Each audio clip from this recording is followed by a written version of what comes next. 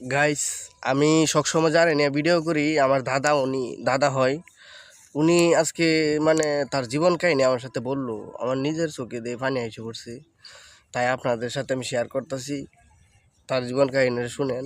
তার মনের মধ্যে অনেক কষ্ট, তার নিজের মানুষে তার ঠগাইছে, সেই গল্পটাই আজকে আপনাদের সাথে বলবো। তো ভিডিওটা মনোযোগ দিয়ে শুনেন। আসসালামু আলাইকুম। আমার জীবনের কিছু কষ্টের দিনগুলো আপনার কাছে শেয়ার করতেছি। আমার যখন 10 বছর বয়স, তখন আমার কান্দে সংসার করে। সংসার চালাইতে খুবই কষ্ট হয়, হিমশিম খাইতেছি। তো একজনে কইতেছে ঢাকা শহর জায়গা, তাহলে চলতে পারবে। একজনের কথা শুনে ঢাকা শহর গেলাম।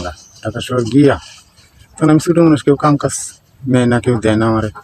একজনটা ধরে একটা রিক্সা লইলাম। রিক্সা লইয়া রিক্সা চালাইলাম বেশ কিছুদিন। চালানোর পরে কিছু ক্যাশ ট্যাশ হয়েছে। হওয়ার পরে আমার ছোটো 2টা বোন আছে, 2টা বোনের বিয়া শাদি দিলাম। আমি নিজেও বিয়া করলাম। করার পরে হইতেছে আমি আবারও সংসার চালাতে একটু কষ্ট হইতেছে। তখন বাড়ি লিখতেছে আমি চাকরি করুম। তুমি চাকরি করবা? তোমার কী করবো? তোমার কিনুক গাড়া, আমার কি ওদের বাড়ি লিখতে। আমি হচ্ছে আচ্ছা চাকরি ঢুকতেছি। চাকরি ঢুকছে। ঢোকার পরে দুজনে আবার কাম কাজ করতেছে। আবার আল্লাহ দিলে আমার দিন সুখে শান্তি চলতেছে। এর মধ্যে কিছু কি বড় বোন জামাই, বড় বোন কাকারি আমার বলে গেছে, গিয়া কইতেছে বলছে হিত আমি তো 10 কাঠা জমি বন্ধক দিব, জমিটা রাখা দেব। রাখা দেওয়ার পরে তাই আমি বললাম আচ্ছা কী করুন দিব। কিছু ক্যাশ বেটেল আছে, এটা দিলাম বড় বোন জামাইরে, দিয়ে 10 কাঠা জমি বন্ধক রাখলাম। তারপরে আবার একটু স্তন করে গেলাম।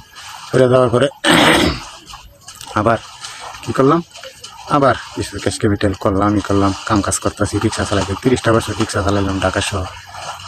চালানোর পরে আবার কয়দিন পরেই আবার করতেছে অবশ্যই আমি তো মালয়েশিয়া যাইতেছি, আমার কিছু টিয়া পয়সা দেওয়া যে হেদুন আপনার জমি বন্ধক রাখলাম, মনে আবার টিয়া পয়সা কই পাবো, তো জেনতেও কিছু ম্যানেজ করে দেব।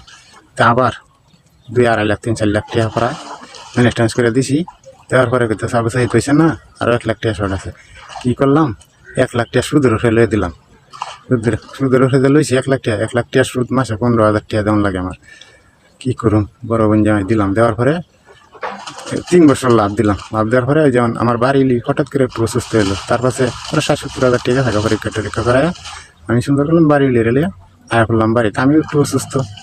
আয়া কী করলাম, গেলাম বড় বোন জামাইয়ের কাছে। বড় বোন জামাই গিয়া কইলাম দুলা ভাই আমি তো আয়া করছি, অসুস্থ হালাবো, কাম কাজ করতে পারি না, আমার একটু অসুস্থ, আমার টাকা পয়সাটি দিলে আমি একটু চলতে পারব। ওকে তোমার টাকা পয়সা তো দিলাইছি ভাই, আমি দিই আমার আসমানটা ভাঙিয়া মাথায় পড়েছে, কী করুন।